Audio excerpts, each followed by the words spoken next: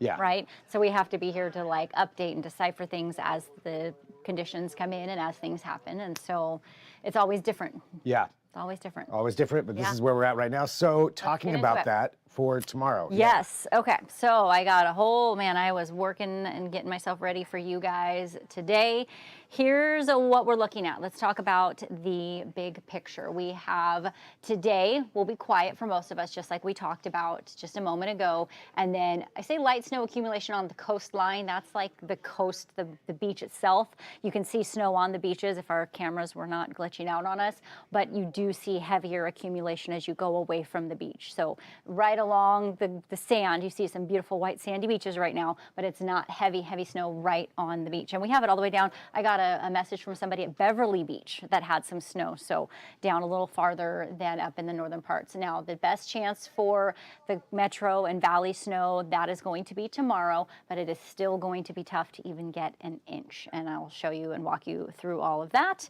And then this is still, we still have first alerts for all of the day tomorrow and then Thursday morning, because the biggest thing is we freeze overnight. We get into the 20s and low 30s and we don't come out of that for the entire week in the overnight temperatures, which means those morning commutes can be tricky. And that's what we saw this morning. Quite a few folks, I think even Camas, if I remember right, they delayed school because their roads were so slick from what they had from yesterday that froze last night. And we didn't get freezing levels last night, the night before into yesterday. So things were a bit more calm in that. So that's your big picture. Here's that beautiful satellite image that we talked about where you can see this. For me, I can see very easily right here. That's the low pressure center. This is our cold air mass. This is our warm air mass. And we're watching this just slowly sit and churn right in that part of the region all the way as we go through this morning and into the afternoon. So you have your very distinct fronts that you're looking along through here. Those cold showers mainly along the coast right here in this part of the sector of the region, which is what we're watching. And then we've had some bigger snow to our south, which we were actually showing some of the delays that we had there. But let's focus on the coast. Things are clearing up a bit. Oh, I changed this out so you could see it better, but it went bad on me again. Most of the 101 cameras and the Coast Range cameras all had snow all on them today, but actually not as much as yesterday. So we had a little more snow overnight yesterday and today, but it lasted a little longer into today. So things are starting to clear up, and with the temperatures getting into the 40s today, we expect that. We do have this winter weather advisory, all the areas here along the coast, and it's going to be for today as you go into the evening. We're probably backing off on this now. This was more for this morning, but you will still see some snow showers. If you look on the radar image, you see that there is still some activity happening, but not as much. But then we're also getting into warmer temperatures, upper 30s, low 40s. So we're getting into more up to, but maybe more of a trace amount for those areas.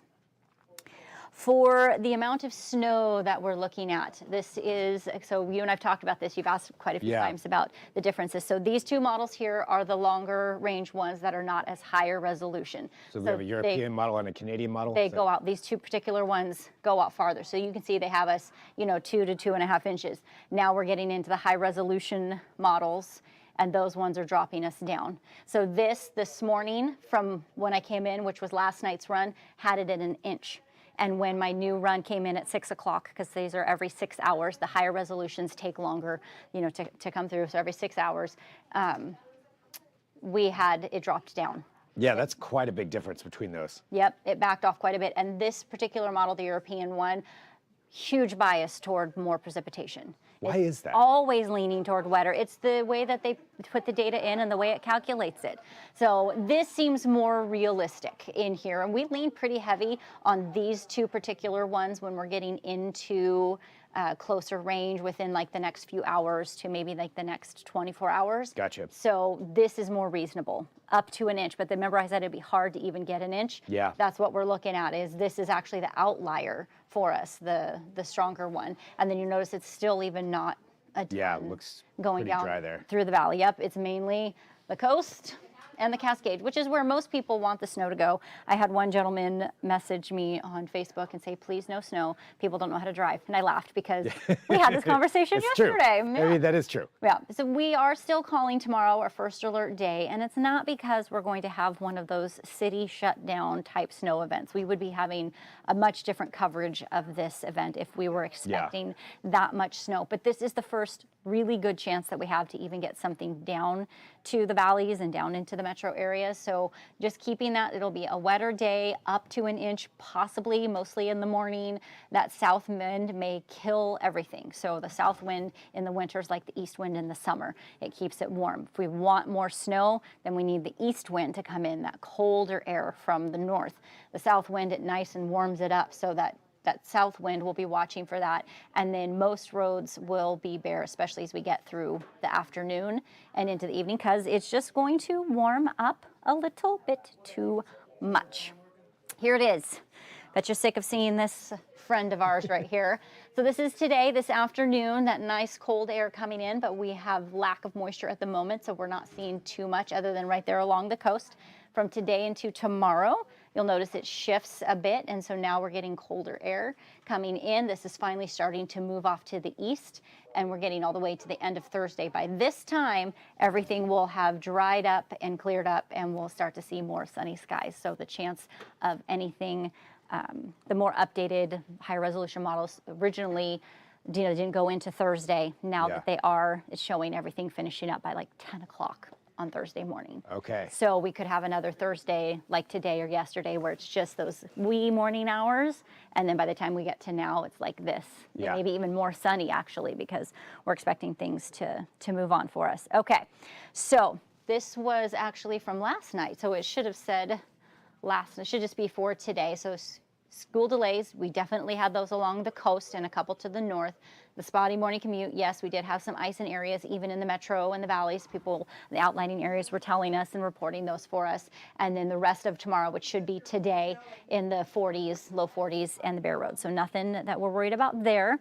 And then again, I showed you that Arctic air never really dropped down. So no Arctic blast, which means no afternoons will be colder than 38. We need to be 32 or below for the whole day. The storm that shuts down, I just talked about that. Not enough cold air from the north or the east. I remember I mentioned that south wind could kill it. That's what we're watching for, is what that's going to do.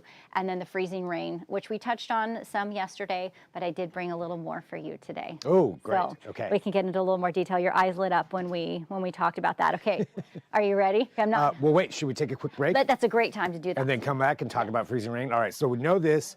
Do not expect that storm that's going to shut down, as it says right there. So we're not getting what we had last year. We're not getting anything like that right now. Okay, so we've got a little bit of that. I do want to find out about the freezing rain. So let's do this. Let's take a quick 60-second break, and then we'll come back, and Katie's going to tell us about freezing rain. All right. Perfect timing.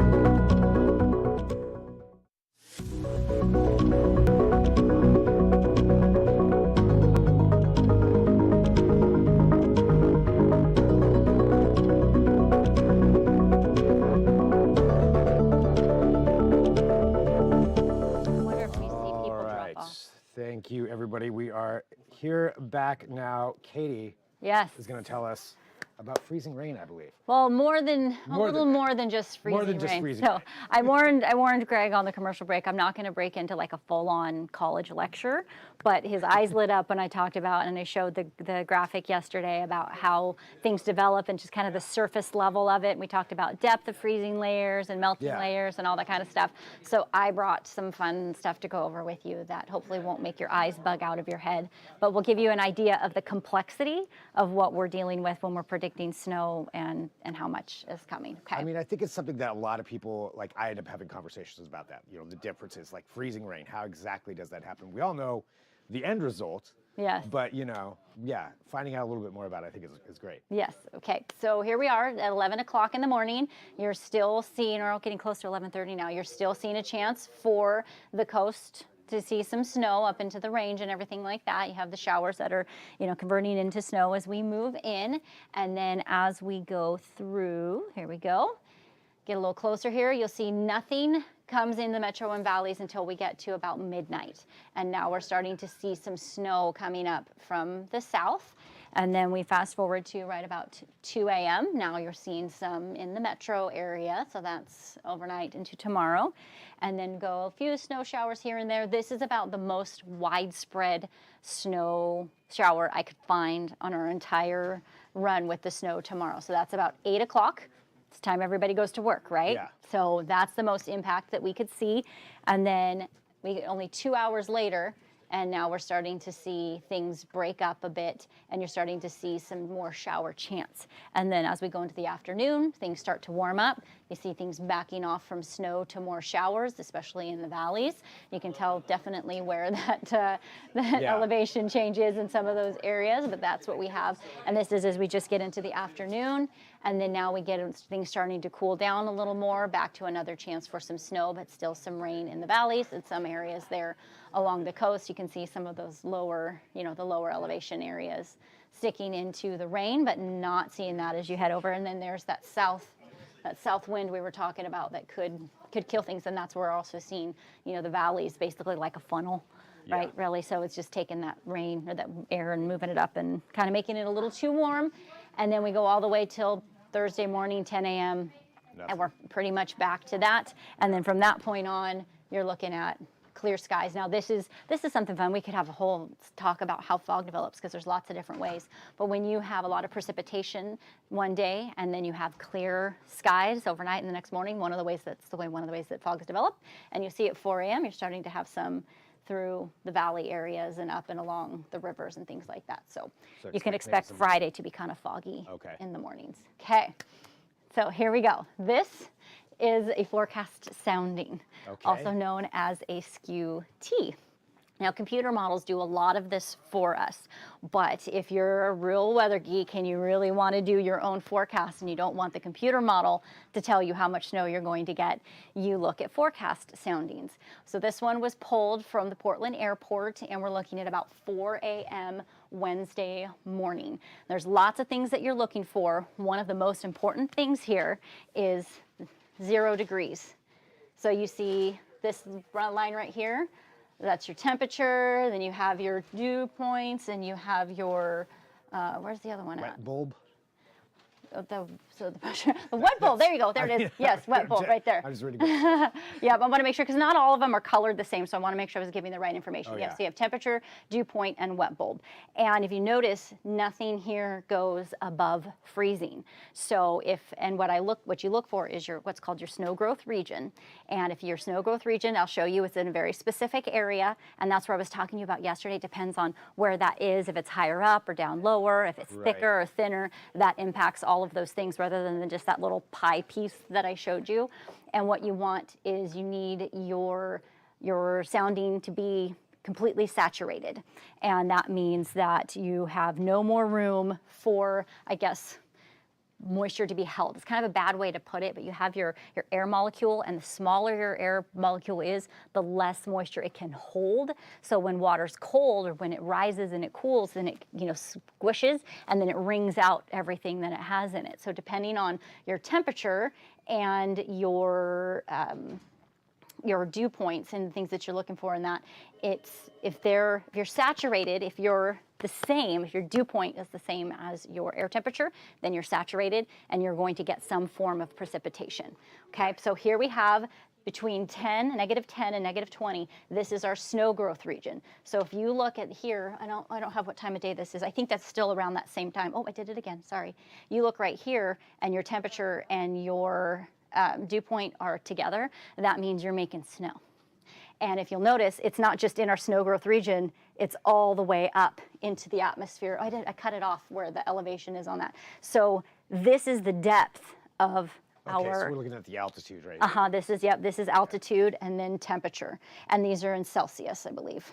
I don't know if I switched it. If I switched my thing over to, I think I switched it over, left to Celsius. So that's the depth of our snow growth region. So depending on how high it is up, how far it is down, that's going to determine how thick your snowflake is, how much you're going to get, what type you're going to get. So back to when we were looking at this, when I'm just going to go ahead and go all the way to the end here. So we saw that we had no temperatures above freezing. So that means that we don't have any of this warm air in there. So once it falls from the cloud as snow, it has all that snow growth region to grow, and it never goes above zero, so it never is going to melt. And what you're looking for, like if we were going to see it melt, like if we were looking, let's see if I can go back real quick. I promise I'm not gonna, nope, go back. Oh, it's not gonna work. Well, Remix version. it's the remix. Here we go. If we had this cross over, like let's say it comes down and it crosses over, then it goes back. That means you have a tiny little or maybe a big melting layer because it's above freezing. So that's what you're looking for. What will we get? Will we get, freezing rain or the sleet or the snow or the, all of those things that we talked about? That's what we're looking for when we're looking at. This is all live here for you folks. Yep. There we go.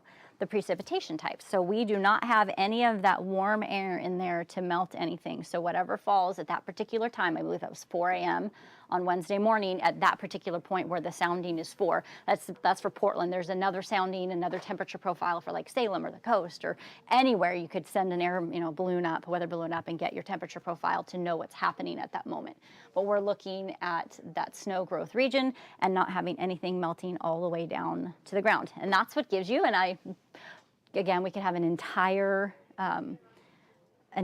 segment on all these different types of snowflakes, but this is the actual temperature of that because you could sure have that big full layer, but if it's a colder air or a warmer cold air, depending on what it is, you get different types of snowflakes. This is what everybody thinks of your big, fun, fluffy. Quintessential snow. Yes.